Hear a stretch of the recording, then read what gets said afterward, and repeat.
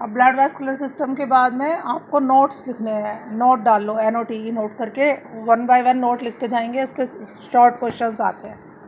लिखिए, in human beings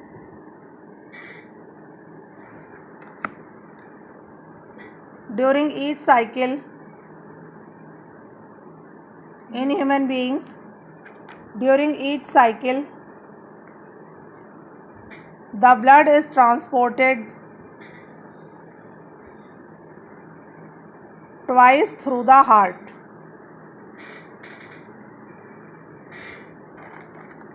So it is called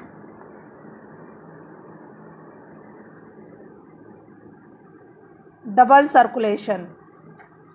double circulation को underline करें, most important है, कम से कम 20-25 बार आज तक बोर्ड में आ चुका है। डबल सर्कुलेशन क्यों है?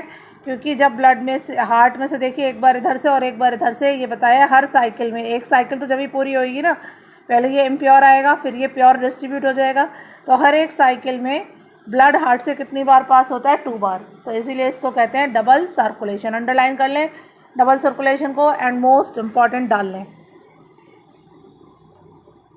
नेक्स्ट नोट है, there are 2 chambers in the heart of fish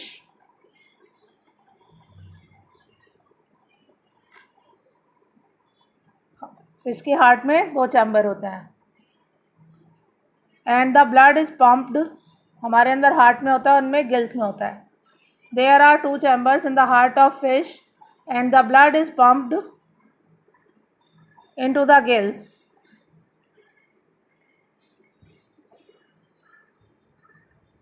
In the fish, the blood goes only once, ONCE, through the heart,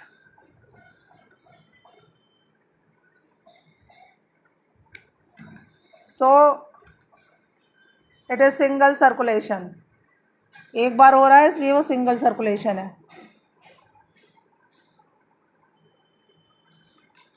next, in birds and mammals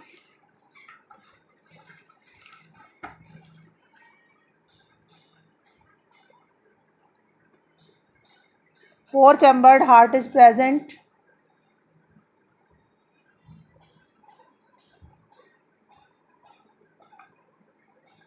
Four chambered heart is present because they require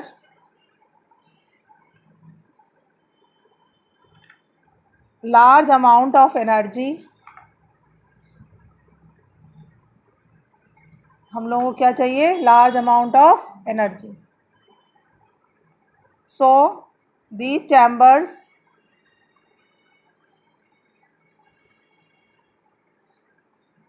do not allow the mixing of blood।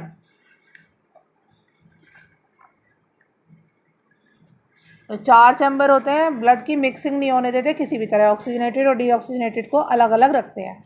Next point, in amphibians amphibian जैसे frog वगैरह, and reptile जैसे lizard, 3 chambered heart is present. In amphibians and reptiles, 3 chambered heart is present because they need less energy। उन्हें कम energy की ज़रूरत होती है। they need less energy and can tolerate some mixing of blood। वो blood की कुछ mixing को बर्दाश्त कर सकते हैं। मतलब हमें ये बताया है जिसको जितनी ज़्यादा एनर्जी रिक्वायर्ड है उसको मिक्सिंग ऑफ ब्लड बर्दाश्त नहीं होगा, क्योंकि मैंने बताया अभी आपको, अगर हमारा प्योर और इम्प्योर ब्लड किसी भी तरह मिक्स होने लगेगा, it means there will be lack of oxygen, oxygen की कमी हो जाएगी। ठीक है, जैसे आप सुनते हैं किसी के दिल में छेद हो गया, छेद होने का मतलब क्या है? उसमें मिक्सिंग ऑफ ब्लड होने लगता है, वो इंसान ज़्यादा काम नहीं कर पाता, हाँफता रहता है, इस तरह की प्रॉब्लम्स हो जाती हैं। नोट डाल के लिखिए। स्फिग्मोमैनोमीटर SPHYGMO SPHYGMO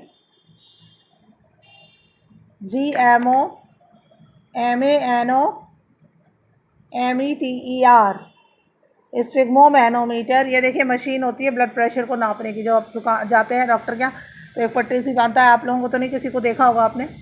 तो sphygmomanometer is used to measure the blood pressure, is used to measure the blood pressure. Blood pressure को किससे मेजर करते हैं? स्फिग्मोमैनोमीटर से। अब नेक्स्ट हेडिंग है the tubes blood vessels. The tubes dash करके blood vessels.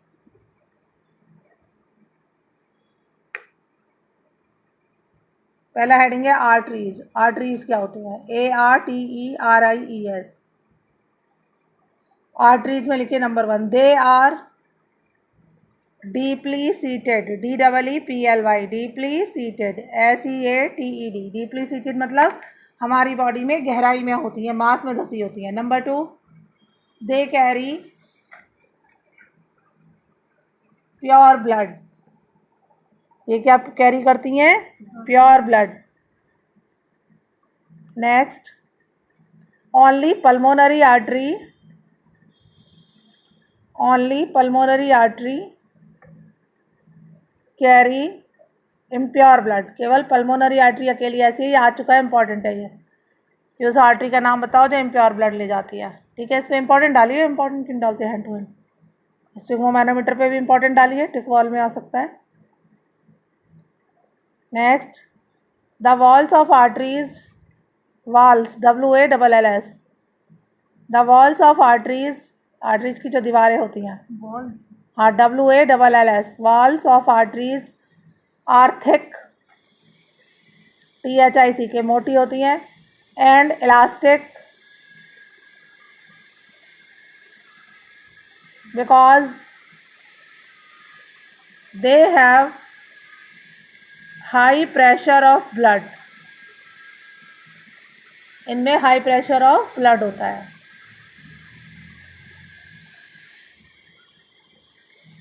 Next है veins, heading VEINS। मैंने देखा बच्चे वीन्स पढ़ते हैं, वीन्स नहीं होता, क्या होता है? Veins. They are, first point है। दोनों में डिफरेंस भी आ जाता है, आर्टरी और वेन में, तो भी ऐसे ही लिखना है। They are superficial, SUPERFICIAL, they are superficial.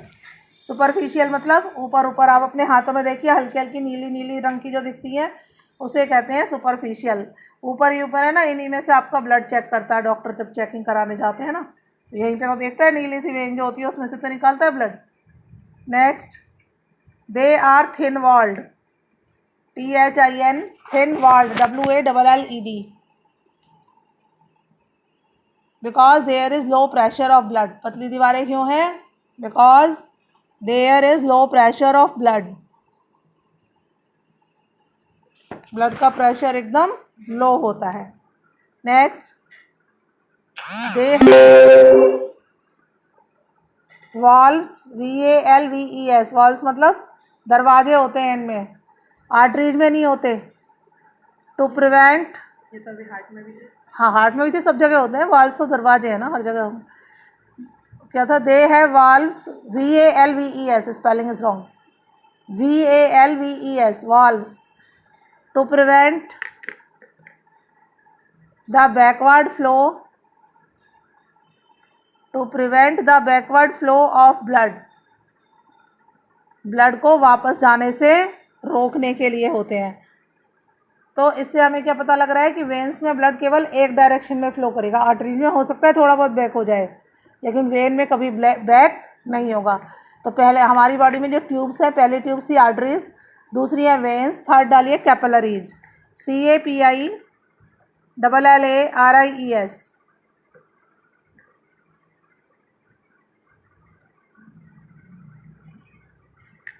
देखिए जो कैपिलरी का मतलब होता है बिल्कुल उनका जो अंदर का ल्यूमन होता है, जितना हमारा मोटा बाल होता है ना, बाल के बराबर पतली होती है कैपिलरी, तो स्मॉलेस्ट होती हैं। लिखिए,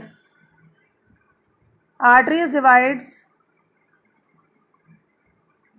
into smaller and smaller vessels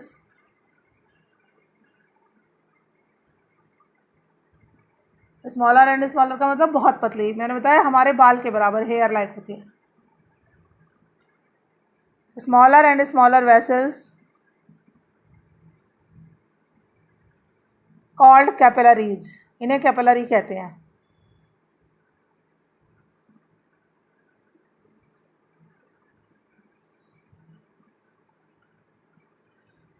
exchange of materials, next point है exchange of materials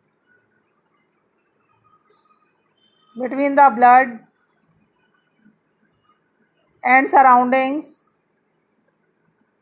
cell takes place across this thin wall। Capillary की दीवारों में से छन जाता है, इतनी पतली होती हैं फूड और सराउंडिंग्स से। across the thin wall, WALL wall।